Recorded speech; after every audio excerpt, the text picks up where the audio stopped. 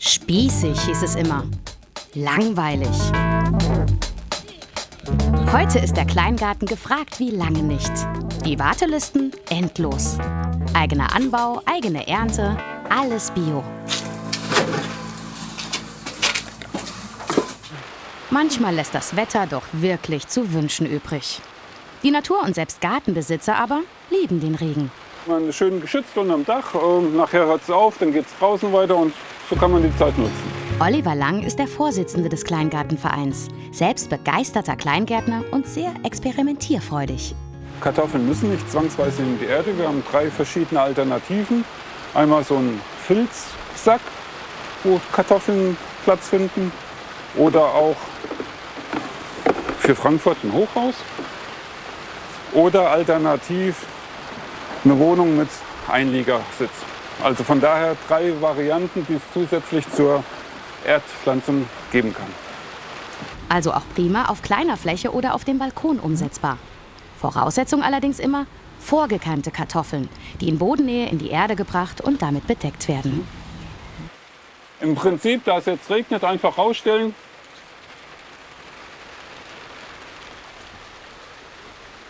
Ja, dann wird es auch schon mal angegossen. Das sparen wir uns und nachher, wenn das Kraut wächst, dann kann man diesen Sack hochkrempeln und immer wieder mit Erde nachfüllen. Der wächst dann und hat dann ungefähr so eine Höhe. Und dann sollte auch eine ordentliche Kartoffelernte im Herbst da sein.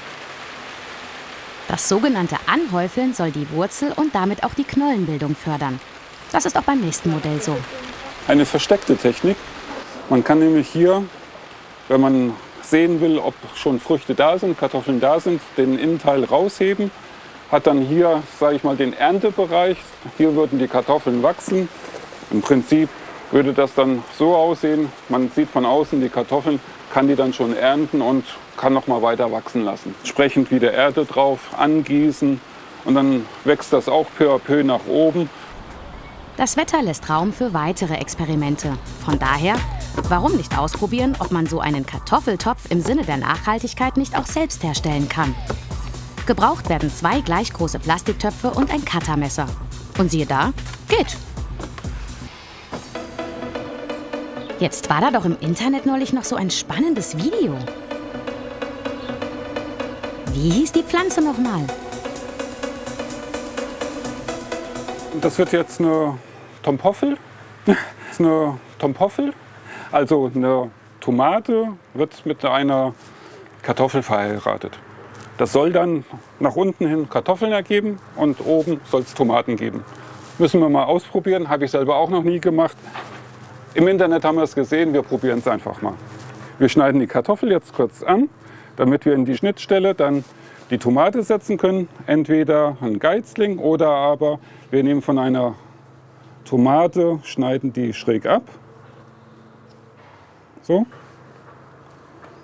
Und jetzt würden wir die hier reinpflanzen. Jetzt gibt es einen guten Kontakt. Die sollen jetzt eigentlich sich wohlfühlen, einpflanzen. Und fertig. Und das, obwohl Tomaten und Kartoffeln nebeneinander gar nicht gut funktionieren. Naja, manchmal geht es eben nur miteinander. Im Kleingartenverein funktioniert das zuweilen nicht so gut. Dann muss der Vereinsvorstand einschreiten. Ja, hier haben wir einen Garten neu übergeben gehabt an einen neuen Gartenpächter, Pächterin. Man hat wohl keine Zeit, die Hecke ist nicht geschnitten, der Weg wird nicht sauber gemacht und das setzt sich dann im Garten weiter fort. Die Rosenbeete nicht gepflegt, keine Rosen geschnitten, die Bäume nicht zurückgeschnitten, es verunkrautet. Da sind wir jetzt nun tätig geworden und fragen dann halt den Pächter, hast du noch Spaß dran? Hast du dich verkehrt eingeschätzt von der Zeit her, von der körperlichen Kraft her? Da müssen wir jetzt das Gespräch suchen und schauen, entweder man kriegt es hin oder dann lieber einen harten Cut und sagen, wir geben den Garten frei für Leute, die halt wirklich arbeiten wollen und dann an der Natur auch Spaß haben. Denn nur dann ist vermutlich die Arbeit auch gar keine. Also mehr Spaß jedenfalls als Arbeit. Und dann werden Kartoffeln auch schon mal ganz unterschiedlich angepflanzt. Also rein aus Interesse. In diesem Jahr der erste Versuch, ja, um mal zu sehen, wie es hier an der Stelle ist mit dem Wachsen. Und dann werden wir halt noch andere Sachen ausprobieren. mal gucken, wo es ertragreicher wird. Für so einen Kleingarten braucht es schon eine kleine Portion Forschergeist und in jedem Fall sehr viel grüne Begeisterung. Weil die einfach, ich meine, finanziell gesehen rentiert sich natürlich nicht, aber Spaß an der Freude und man sieht, was man gemacht hat. Die Pacht für einen Kleingarten übrigens ist der geringste Posten.